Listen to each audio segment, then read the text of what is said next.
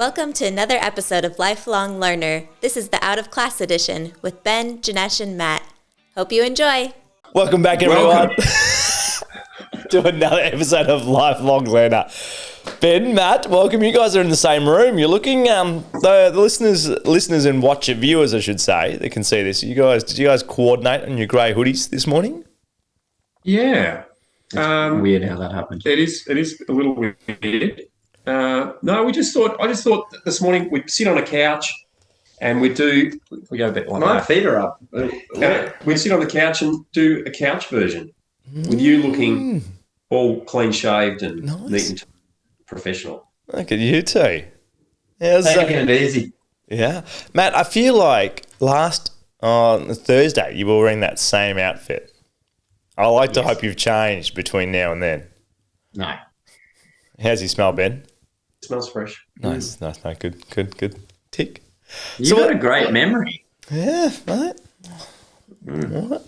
1 of 5 things I wear, Janesh. Well, I know that, and you have the same pair of boardies that you've owned for like 10 years. So, Have you looked into the geniuses in the world? They all say the same thing. Don't waste capacity thinking about what clothes you're going to wear. true. Wear the same clothes every day. Save some bandwidth. True. Mark Zuckerberg. Less choices, right? Yeah. He hasn't screwed up the world at all Have you watched what's happened to Facebook stock?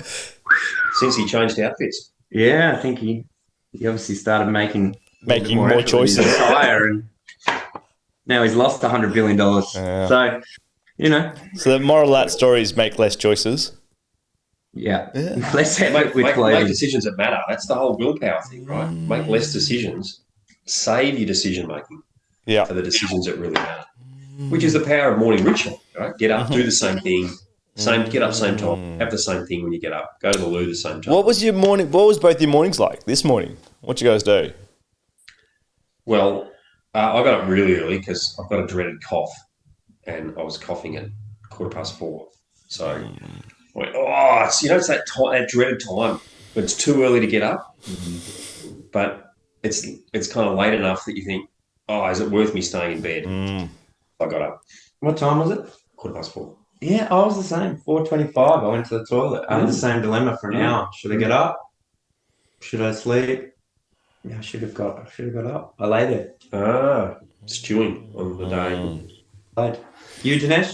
Early morning? Yeah, I was actually up. This week's been good, actually. I was up at 5:30 this morning and reading a book. And then 6:30 I was going to run and then end up... How are you enjoying 50 Shades of Grey? Is it? Oh, it's is it what you amazing. expected Mate, it to be? I'm learning a lot. It's adding things to my repertoire, adding things to my toolbox, That's actually. great. It's that's great. it's a couple of things where I'm like, you know what? They need to do it a better way. Like, I could teach them a few things. But anyway, mate, I'll give you the volume 2 version. I'll write it and I'll give it to you, mate. So any listeners that want the expert version of it, by all means, feel free to hit me up. 60 Shades of Grey. Yes. The annotated version with your notes. Do it this way. Bonus 10 shades. Yes, bonus 10 shades for the price of the same 50. Now, we should be serious. What are you reading in the morning? Ikigai. Yes. A little blue book I actually picked up actually on the last trip, airport book. I always love an airport book. They're good. And it's actually really, really interesting. Kind of finding out what you're good at, what you love, what the world needs, and what you can get paid for. Also tied into longevity as well. So yeah, fascinating read so far. It was a good book. What is that with? I just wonder whether all bookshops listening, whether you could actually have a stand that is called the airport bookshop stand. Oh yeah, mate. Can you walk into a big bookshop, and I love a bookshop. It's like, everything's everywhere. Yeah, I know. Yeah, that would be great. I would go into more bookshops actually. Yeah. But no, that, and then mate, epic morning. The sun's up, and then took crew for a walk. So I came for a walk with me as well before getting ready for the day, and yeah, it was good. Yeah, good morning actually. How good is his sun, by the way? Those that are in Melbourne, like the sun in the last probably we're Wednesday, 5 days. It's been great. Sun's coming. It's been a welcome change. Yeah, we've talked about SAD before. SAD stands for something sunlight Something depreciation. deficiency. What is it? SAD. SAD. Sudden adult death syndrome. No. It's like when there's not enough sunshine, and you get a bit sad. Yeah. And it's got to do with Oh, light exposure. Yeah. Something. So what does the A stand for? I know exactly what SAD stands for, and it completely escapes me right now. I think it's the bitter coffee that Matt made me. Oh, he burnt it. He burnt it, did he? He likes it hot. I made it. It's And then also burnt. I'm not sure. put it in the microwave straight up. You mean he's extra I think hot, the mate? soy milk might have been off. I think the soy milk was off. Surely not. Mate, do you usually get your extra hot, though, to last you longer? Is that your usual? I want to sip it.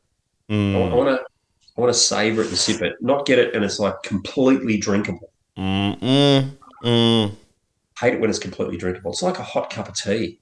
Like you get it and it's scalding and you've got to go. I do like that with a cup of tea because Yeah. Simple Simple creatures. to last Yeah. the enjoyment. I of like the process. idea of it because I had my normal walk and talk with our mate Ryan this morning. Was that a drive and talk? So it was a drive and talk to drive up to Matty. Yeah, And nice. I pulled in. So, and I was saying this to Ryan this morning.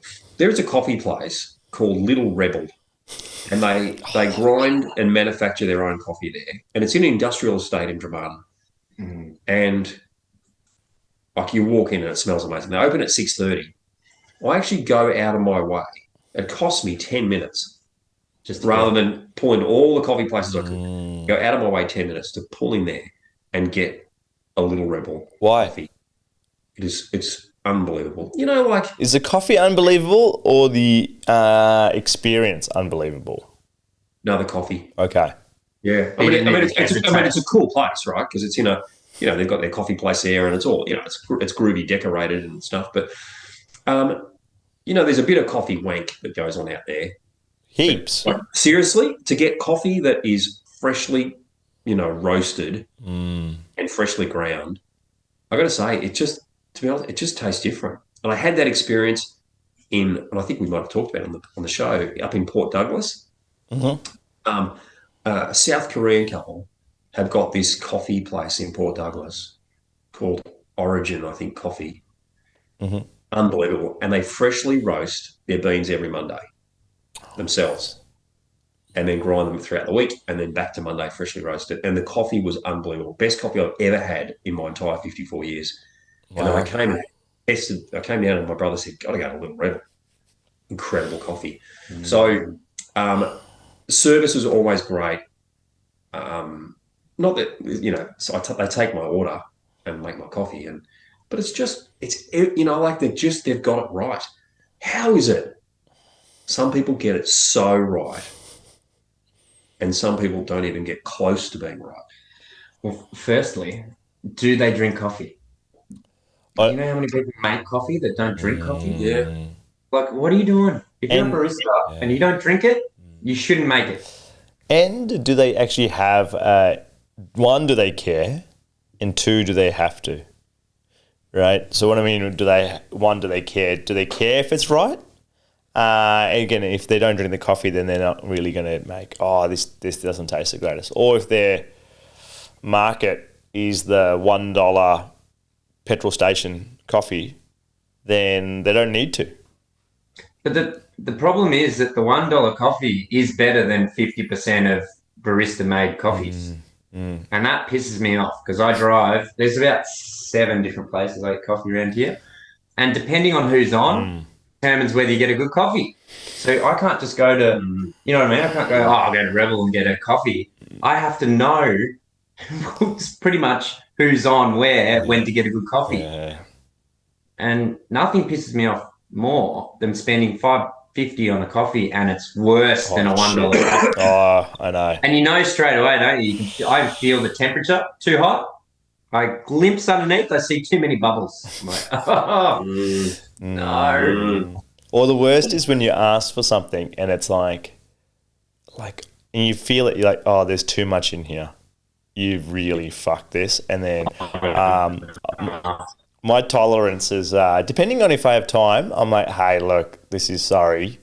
I'm happy to just put 2 shots of coffee in and a dollop of froth in. That's all I need.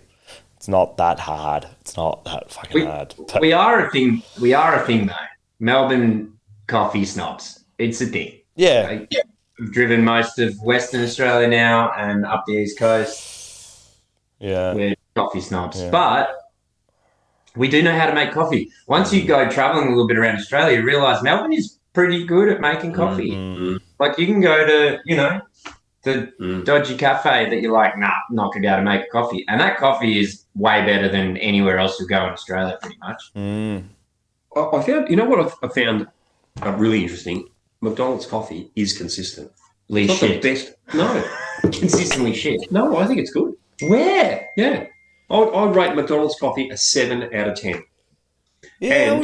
And partly that rating I would give them because it's pretty much always a 7 out of 10. Mm-hmm. I don't agree.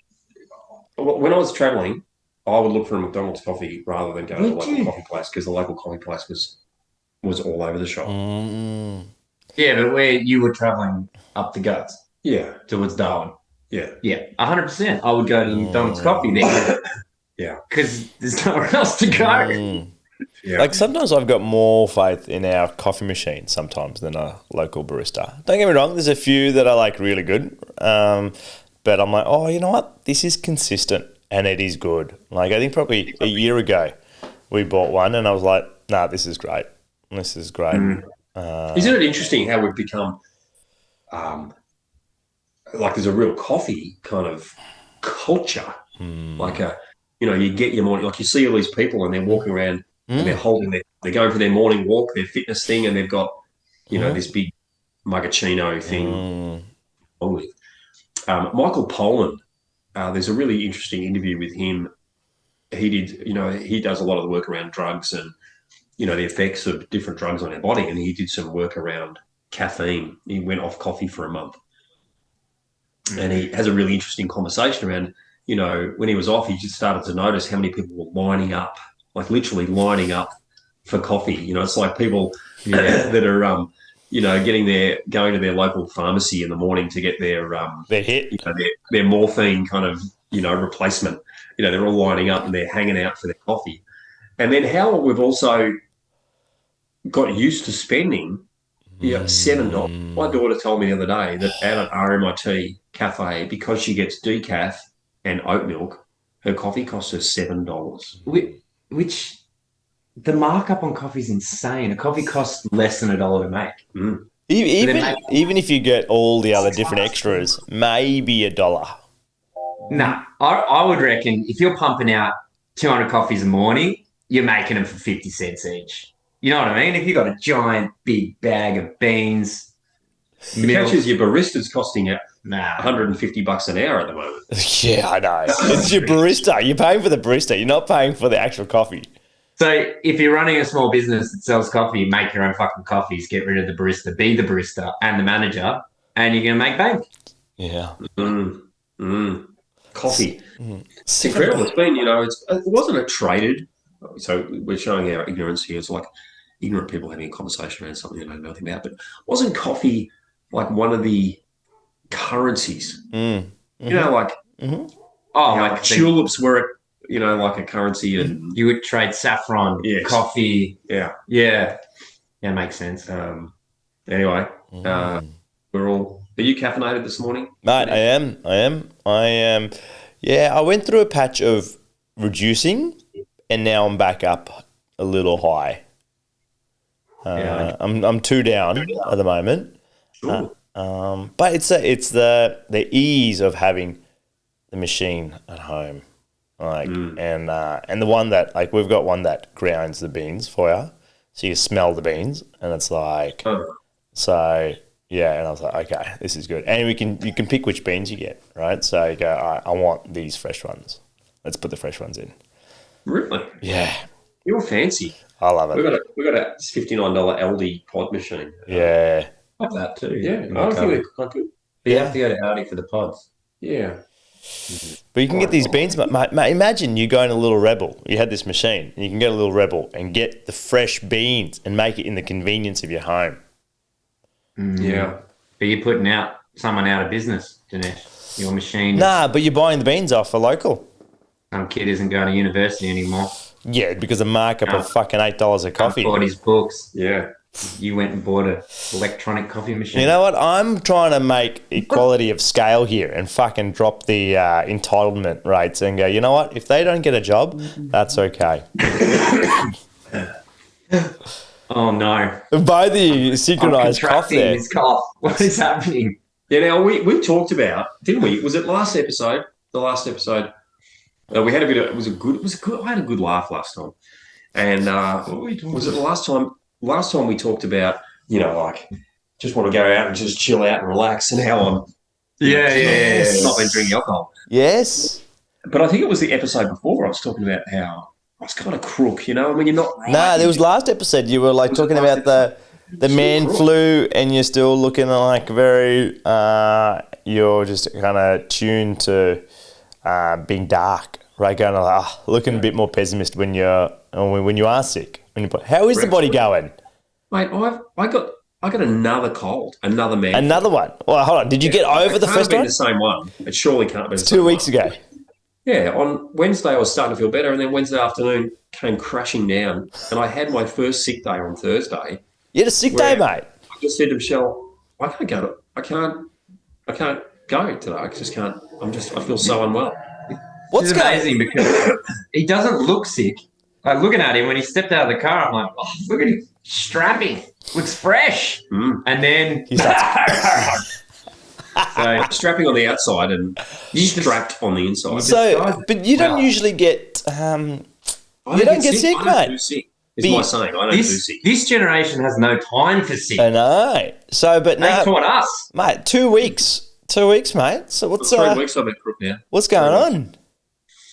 I think it was because and Michelle, if you're listening, you'll be pleased to hear that I'm agreeing with you on the podcast in public, in private with us, but I will in public.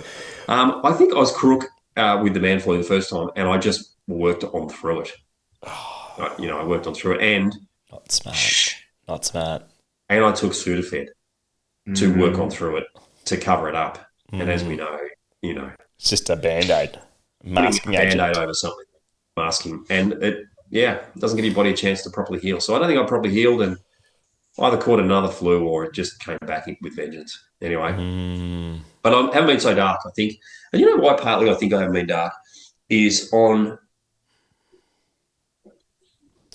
No, I don't think this is the dark conversation, but it's more like, this project, and you'd be feeling a little bit too with Shipwrecked, is I'm constantly thinking about Rosebud and the renovation.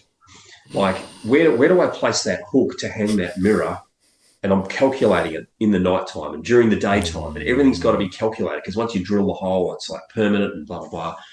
And it's completely occupies your mind. It's all you can think about. And then on Sunday morning, the weather was going to be great, and I said to Michelle, I'm going to finish by 12 o'clock on Sunday, and I'm going to get it done. And so I've been working flat out, and on Sunday, at 12 o'clock came, and it was all done. We were at 93% complete, except for a little bit of painting. All decisions have been made. Right. Everything's been ordered. And it's just like the weight is lifted. That constant cloudiness. And I came to work on Monday, catching up with the team. I was back dressed up in my fancy clothing. I was bright. I'd been up early. I'd started messaging everyone. I was on the warpath around, all the things that hadn't quite been done while I'd been away, while I'd been away in Rosebud. And I said, sorry, guys, but I'm back. I'm back. Have you guys had that? Like when you're totally consumed and you almost kind of disappear into the consumption and then you come back out of it. Yeah.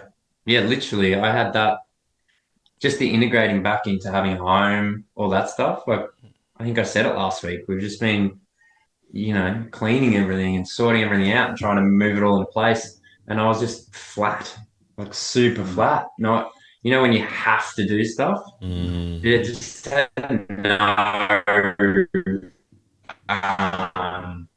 internal motivation.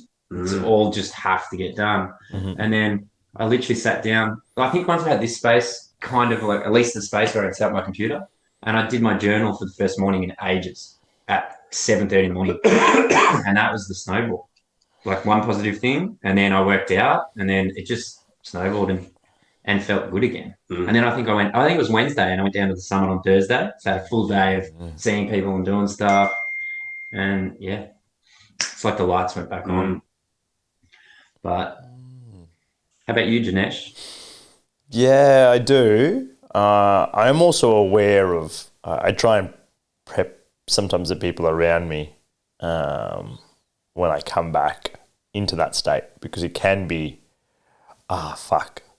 Like, I know my energy can be taken as, oh no, type of thing, in terms of like, but it's just because I've taken the spotlight off it. So it doesn't mean it's, but it feels good. It feels good. I think so. We've got a big event coming up in a couple of weeks, and I'm probably going into starting tomorrow in a very absorbed blinkers on phase. And then in 2 weeks, I'll be coming out of that. So, I like coming out of it. It's exciting. It is exciting. It's like it's like at the end of a holiday when you're like, oh, I'm ready to be back, and I'm happy to be back. You're like that feeling. Yeah, I like it. And I think the weather, for me, the weather makes it, like, again, just not even weather, just longer days. I've just noticed this last week, longer days, and like it just changes that. I think that that feeling of just kind of being on it. It's like I've just gained like 4 hours, 2 hours in the morning and 2 hours in the evening, right? Where it's like, oh, this is great. So which is nice, I think. It's like, how do we not do that? How do we not be so affected by the weather? Is it possible? Or is that nature? Like, are all animals, the weather's crappy, the animals also. Yeah, but you look at still a lot of animals hibernate, right? And they still kind of go, you know what? I don't need to do this time. I'm going to have a big meal and then go to sleep. Yeah. And wake up when it's good. But it's also, for me, it's not even like the sun's great, but I think just the daylight for me. Like, I can do cold, rain if I have to, but it's like just daylight. Like, if they had the longer days, the same amount of like time of sunlight we have now, all year round, and go through the seasons, sure, it'd be great. Well, that's why we created light. Here we go. Seasonal affective disorder. And I just had to Google seasonal affective disorder. SAD. Let me read you that. Mayo Clinic. They know everything, but I haven't got my glasses on. Seasonal affective disorder is a type of depression that's related to changes in seasons and begins and ends at about the same time every year. If you're like most people with SAD, your symptoms start in the autumn and continue into winter months, sapping your energy and making you feel moody. These symptoms often resolve during spring and summer. Less often, SAD causes depression in the spring and early summer and resolves during the fall or winter months. That's if you're very confused kind of person. Treatment for SAD includes light therapy, phototherapy, psychotherapy, and of course, medications. Yeah, got to get the pharmaceutical. Yeah. So, what's the guy? So, I can't remember Huberman. He's a neuroscientist. Yeah. Love that guy. Yeah. I've listened to lots of his stuff. And he's talking about the first thing you should do when you wake up in the morning is go outside and stare straight into the sun. Get natural sunlight, unfiltered sunlight. And you need it apparently your eyes need to fix on it. And then that just triggers energy for the whole day. And if you don't fix your eyes on it for 5 minutes, and you obviously don't look straight at it if it's bright, but there's some component that goes on. And the moment that your eyes see it unfiltered, it triggers this neurochemistry response. And a large reason why people don't get energy is because they're never actually looking directly at the sun. They're going from, wake up, fake light, not enough, into a car, windshield, wrong angle. So I found that super curious. When we were in Maine and worked at the college there, seasonal depression was really large. Like, so we have a whole there's an infirmary there, and there's a mental health, quite a high level mental health support. And working in residential education, we got a lot of requests for red lights in dorms to give like vitamin D, and it was quite common because the days in the winter was short, like super short. Like sun would come up at 9 o'clock and it would go down by 3 o'clock, and there's just long dark times, and it was a real push we had more extracurricular activities in the winter months for that reason.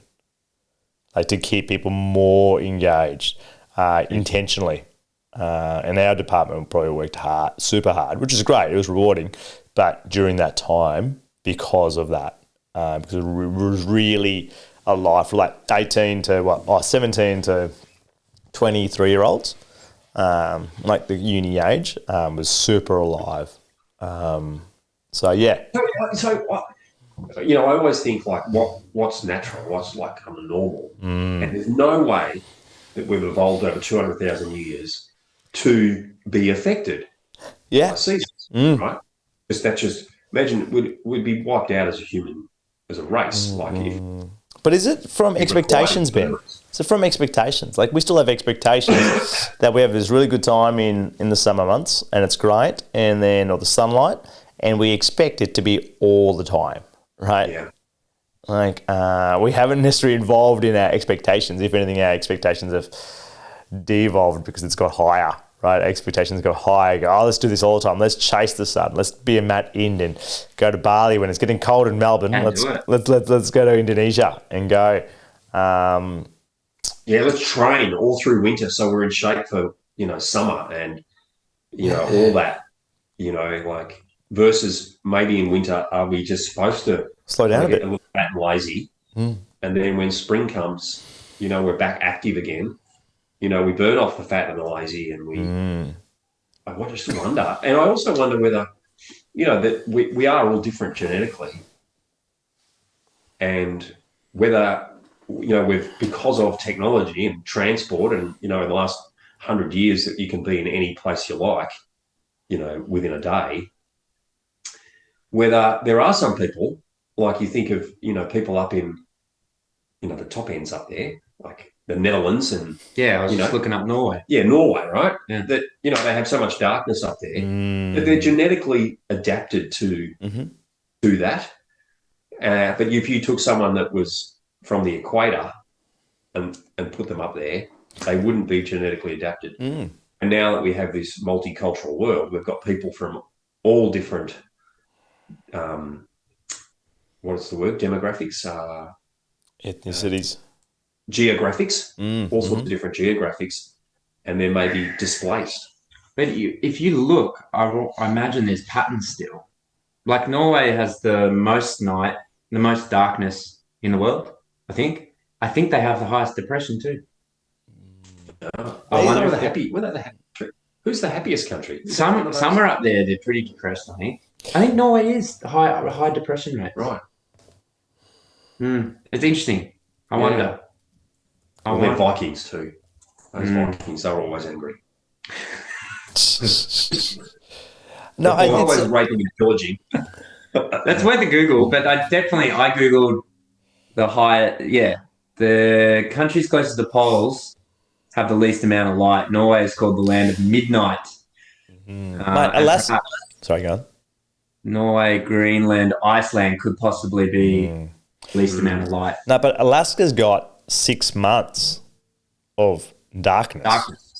Like the sun doesn't come up for 5 to 6 months a year. And then, but at the same time, On the other 6 months, it is daylight The whole time. a whole lot of time. So you've got at night time, you've got blackout blinds in your house to make sure that you go, okay, it's nighttime now. So that can't be. We can't be designed, surely, to live there. Well, there's something that lives everywhere. Like when you think about the desert, you go, what could possibly live here? And actually, there's thousands of things that have evolved and adapted. Would humans that live there look different if we didn't have artificial light? Maybe they would have Big goggly bigger eyes. fucking eyes. Like Mad Max. Or would you just Yeah. sleep? Or would you just sleep for 6 months? Sleep it, yeah. So Like a bear. is technology stopping us from evolving biologically because we have technology that does the evolution for us? Suddenly we have lights. I wonder. Look at us asking the really These are deep big questions. asking big questions about stuff that we have no No idea. No idea. The other thing is that humans move. We follow the seasons. You know, we were laughing about me following the sun, but there's whole cohorts of people. That's the way they did it. You know, the grey nomads, they're doing it still. But the native Australians, I came out of the shower last week. It was in the morning, and it was crappy weather. It was the crappy weather days, and I always start with Michelle when I want to say something profound. I say, this is good. I say, but that's why, and she goes, "Aha, something special's coming." But, I'm not doing this anymore. I'm not doing this Sharon? weather anymore. I'm not doing it. Next year we are going 3 months. And also, you know what else? I don't want to rent a house. I want us to buy somewhere that can be our own because I'm sick of this being out of home. I want our own home. We've got my own clothes, and I want to be in the sun. Is this you? Oh, shit. Yeah. Oh, this is hilarious. Big house. And of course, she goes, "Now, hang on a minute." And then I get all the reasons why we're not doing that next year. And then you write them all down, and these then, are all goals to and then I conquer. just go and get dressed, put my towel between my legs, and go wander off to work. Oh, so didn't go any further than that? No. No. Yeah, but he says that, but some of your mad ideas, like let's go caravanning around Australia, must have come out of that space. They did. Yeah, that was one of those. I think we should go camping. Probably a larger sum to put down when you go to buy a house than buying a camper. Yeah, that is kind of true. Depends what size house you buy. Like True. Ryan's building tiny homes. They're the size of a caravan. There you go. I think he's like, I want like 4 tiny homes. That's what Ben's face was. He was like, I want 4 tiny homes put together to make Put together. home. To make a home. It's basically a normal size home. yeah. I live in tiny homes, not a tiny home. That's funny. So, mate, tell us, you've got your new project, mate. The clinic, is it up? Is it done? Are you done with the tool, mate? Monday's the official launch day.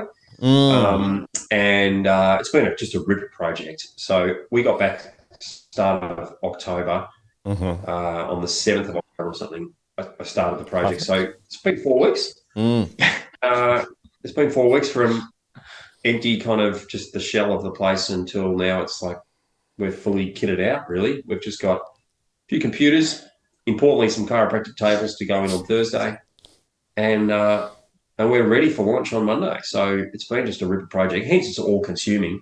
Talk me through. So how many rooms? So we've got like I'll say we've got 7 rooms plus a big space which would work for Pilates or yoga. Or And was it a house originally? no, it was a commercial building. Commercial building. And Gutted it, painted it. yeah, there was a little bit of infrastructure in there, but got in there with a nail gun, bought framing timber, took it, cut it, framed it all up. Plastered. I use MDF, so I've used that in previous clinics, and it's cheaper than getting certainly a plasterer. And also at the time of year, I just realised I was going to struggle to get a trade. But what I love about the MDF is when you want to then put shelves up and nail stuff, and like it's easy and it's quick. And so I designed everything with exactly the MDF sheets in mind, and hung the sheets and Just paint straight over. and just paint straight over. And it's come up an absolute treat. To put new lighting in, use a qualified electrician. to do that. Got it. Yeah, You have to, mate. You got it. Safety first. Safety first. Safety first. And all new lighting, and it's just cool. Did the big IKEA shop and got a heap of new furniture and bits and pieces. Nice. And by the way, listeners, you know how IKEA says you have to use the Allen key, that tiny key that if you keep using it for more than 2 pieces of furniture, you end up with blisters and ulcers in your hand. You don't. You can use an impact driver, and you can drive those Allen key screws straight in. So don't worry about that. And so, put all the furniture together, and it's happy days. Right. So good. How you going with staffing out there? We've got to get them to come. How you going with staffing out there? We had a bit of a team change in the last fortnight, which is always another team change. You told us about one or the same one? Yeah, it's probably the same one. Fall out of the same one. Same one. Yeah. Real now though, because he's built the place and the people aren't there, or the person isn't there. Yeah, so it's it gets a little tricky. But I was talking to a patient out the front of reception yesterday, and he said, "Mate, you got another one leaving." And I said, "The problem is I train them too well that they become confident and assured and become great chiropractors, and they want to move on." That's not true. One of them has decided to do that, and he'll be awesome, and he'll have a great practice, and we really do wish him all the best. And the other chiropractor was really just looking for a bit of a change. He graduated. So you have two. You have another one leave. Oh, this was from before. Yeah, cool. Yep. And doing your own thing suits some people. Some people are just do your own thing kind of people. And then some people are more, they're more team, and they want to be part of something, and they want to belong, and they want direction. And certainty. They don't want to, they want to be more certain, and they're more askers than tellers. And so it's perfect. And so, really, I think for people like us that are in a leadership role in a business, we really need to look for more askers in our business, people that just want to be part of the group and want to fit in and do incredible work, really skilled, but come to us and say, hey, what now? What else? What else? Rather than employing tellers, which don't like necessarily be told, and then decide that they want to move on and become tellers in their own business. Do you think though? Awesome going, Matt. Oh, mate, after you. Mate, what if you got a teller? You're asking the same question. Yeah, I'm trying to think of a very diplomatic way to put this. You got a teller in your business, right, which is great, and you want to empower them to step up to a position, but the teller is not skilled at all. And you're like, whoa, hold on. You need to give them a bit of a reality check here and go, calm your farm here. I think we talked about this over a little bit, like with the current generation being like, no. I can be a teller, even though you're like, just let's get some runs on the board here, Sally, before you to get on it. There's a great graph, and it's the two axes. One axis is skill, and the other axis is confidence. Inverted U. Yeah, right. And ideally, as the skill goes up, the confidence goes up, and skill goes up, and confidence goes up, and they follow this beautiful kind of line. The challenge is when you've got someone with not enough skill, way too much confidence. We call those people cowboys, and that's exactly what you're saying. And so you want to build confidence and skill as they grow. I think you also, I think as well, so many people tell, right? You don't teach people by telling, you teach people by showing. Model the behavior you want to see. How many, teachers, parents, people do we see? They're like, why do they do this? And you're like, well, I can tell you why they do it, because you do it, right? You might say do it a certain way, but if you're doing it yourself a certain way, that's how we learn, right? Monkey see, monkey do. Yes, you can tell people, as long as what you're saying is also something you do, it's going to be more effective. But fundamentally, if you're telling people to do something, you're doing the other thing, they're going to copy whatever you're doing. It's like actions don't model like behavior, or behavior doesn't model like their language, right? No, it models what it sees. And so I think everyone loves telling people what to do because there's no fucking accountability. It's easy to tell you. Anyone can tell you how to live your best life, but are they doing it? Like that's the hard part, right? That's where there's discipline, there's character, there's struggle, there's all the qualities that you hope to be come from the doing. Like we all know, get up early, exercise, drink water. Like we know the answers, but how many of us do them? It's that whole, do as I say, not as I do. Yeah. It's a classic, like, do as I say, not as I do. Yeah. I was chatting to someone who was employing someone and running through some interviews, and I said, just be aware that in the interview process, that is part of their onboarding if they come to work for you. So if they do get the job and they come to work for you, during the interview, you've started to set the culture. And so make the interview an amazing experience. Yeah. And that whole process amazing. Because the interview is for both. When you're interviewing someone, they're looking for a job. You want someone as well. I decide straight away from my interview whether I want to work there. Because I'll go, you know what I mean? In the past, I've gone to 6 interviews in a couple of days. And I don't know, I'm looking for a job. And I want to work at the place that's going to treat me well, pay me well, and help me progress. And so an interview goes both ways. It's like I'm interviewing you. And if you're a douchebag or you're negative or you're pessimistic, I don't want to work there. I think that's a really important point and something that the Summit does well. The interview starts, you set the scene, you create the space. It's all model, you can model it all.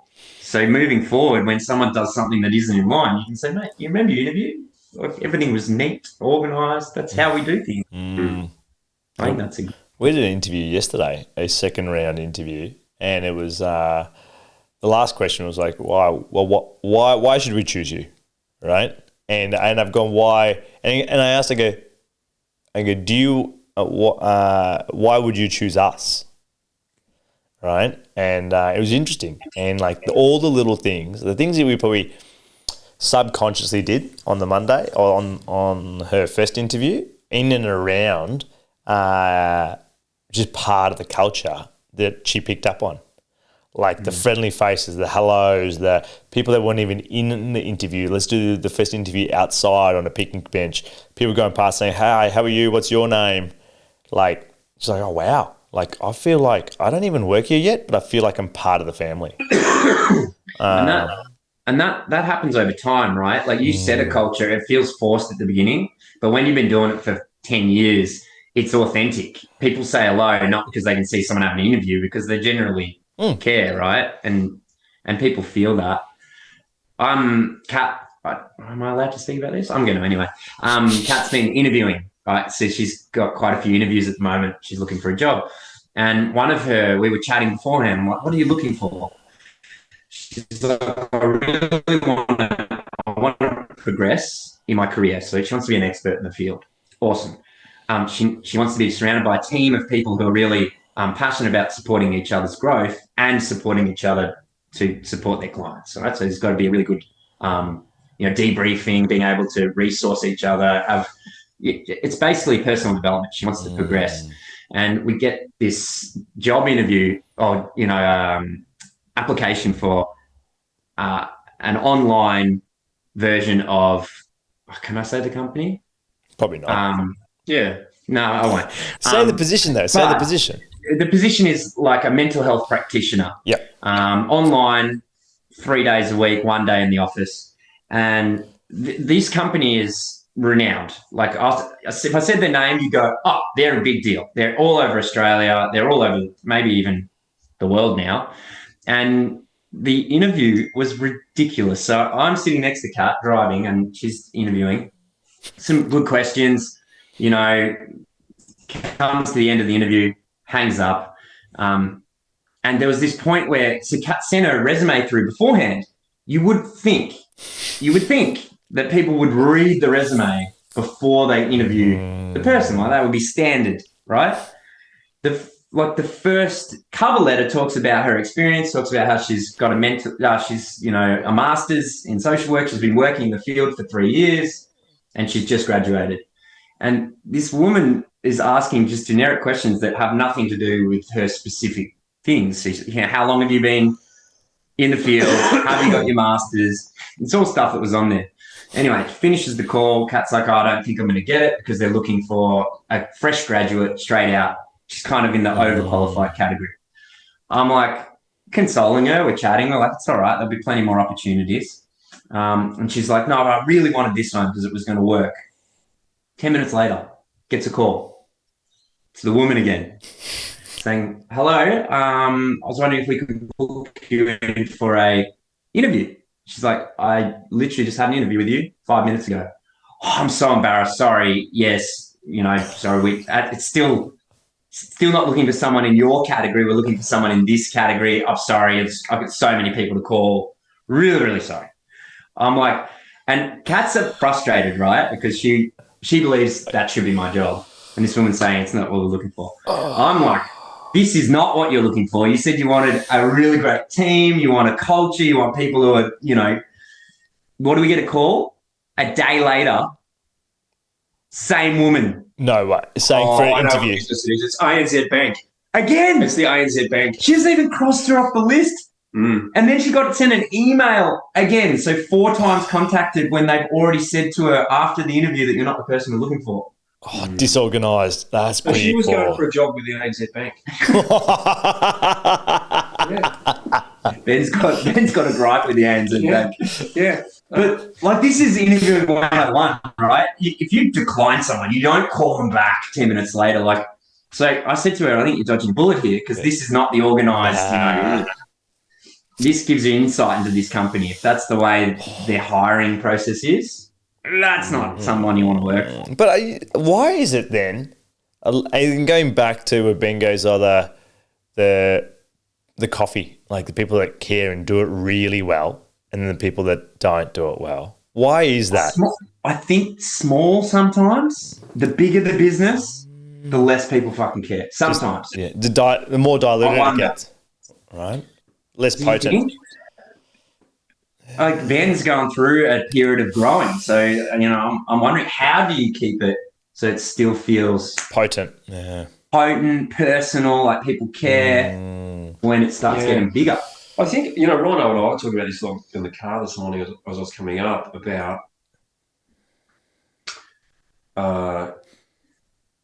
people we all need some accountability, and often we're great starters, but we're not great finishers. We're great starters, but we're not great maintainers.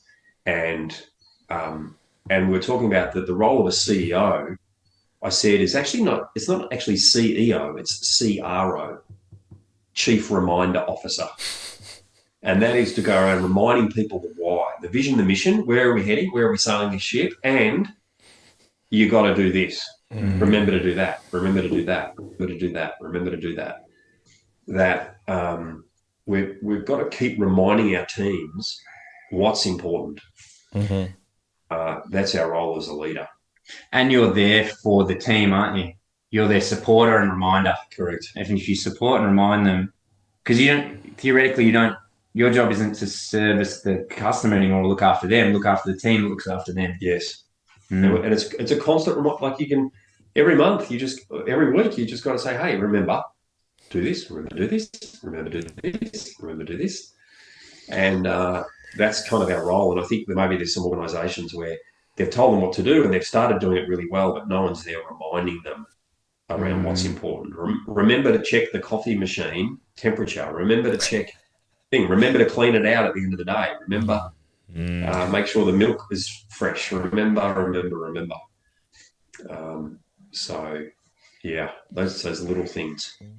And they add up, don't they? That's what makes a great business. 1,000 little things done well. Which is where Macca's, I say gives a 7 out of 10.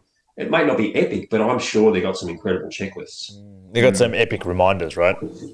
To make sure. Loads. I think we talked about this, but particularly when he was in India and in Egypt, he went to Macca's a lot because in all that uncertainty, all that chaos, he'd go to Macca's, and it was a certain place. The burgers were certain. The service was certain. The staff were in uniform.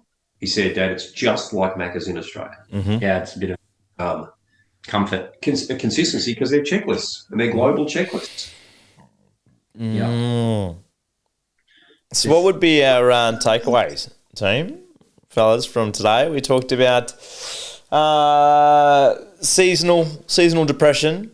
We talked about askers, tellers.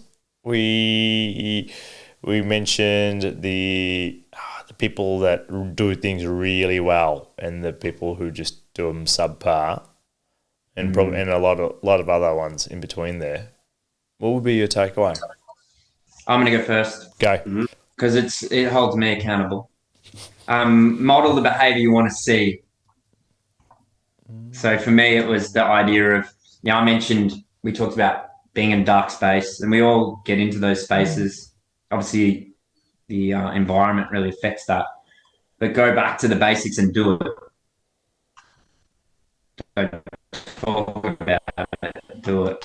So journaling helps me. I don't necessarily want to do it all the time, but if I do it, then the next thing's a little bit easier, the next thing. So model, don't just talk about it, and do both. And talk about the things you're doing, but also do them, and do them well. And that makes the next thing easier. Benny? Matty's got something on his wall there, and it's kind of, I read it the first time and I didn't quite get it. Someone once told me the definition of hell. The last day you have on earth, the person you became will meet the person you could have become. Ouch. Yeah. Ouch. Imagine that. You get to the last day on earth, right? And you're sitting and going, hey, this is who I am and this is who I've become. I could have become. What I could have become.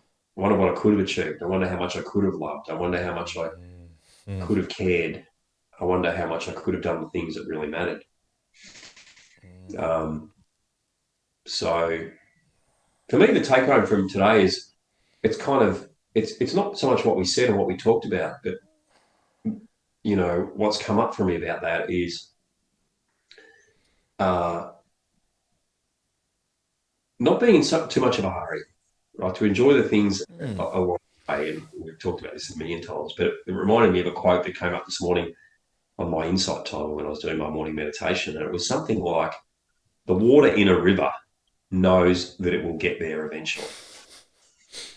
Like, you know, like we've just got to trust that we'll get there eventually and not always be in too much of a rush to get there. And the question for me then that comes up, well, how do I get where I want to go and not be in a rush to get there? That place of equanimity of not caring about outcomes and, you know, in the moment, but still wanting to pursue something. How do I do that well? So that's what's come up for me, really, is I like that. Patience is in there, isn't it? Still have goals, but be patient throughout the process. Trust that you'll get there. What about you, mate? I would say, like, for me would be like pick your craft and always be bothered. Always be bothered to master that craft. And you don't need to pick, it doesn't have to be everything, but like for me just goes, always be bothered in general, but like master your craft, whatever that may be. Right? We talked about Little Rebel coffee this morning, but yeah, master your craft, because I think it's a dying breed. I think mediocre everything is around us all the time, and I think it's like you go to like your artisan bakery or your artisan like that type of skill set is not there anymore readily, I would say. So I think, yeah, for me myself, bro, spend more intentional time mastering my craft. That's good, man. Yeah. Really good. Great chat as always, team. I think we need to do one soon in all three of us in person. So that'd be great. Yeah. I mean, lots of fun. That'd be really good. Yeah. We'd better and get the camera angle right so people aren't looking at my big muscular knees. Very tanned. I used to be called Choco when I was a kid. All right, everyone.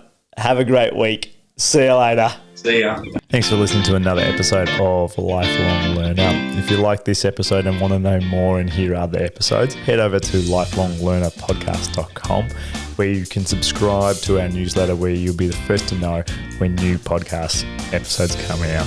And if you want to say hello, tell us a joke, or ask us a question, send us an email at hello@lifelonglearnerpodcast.com. Thanks again.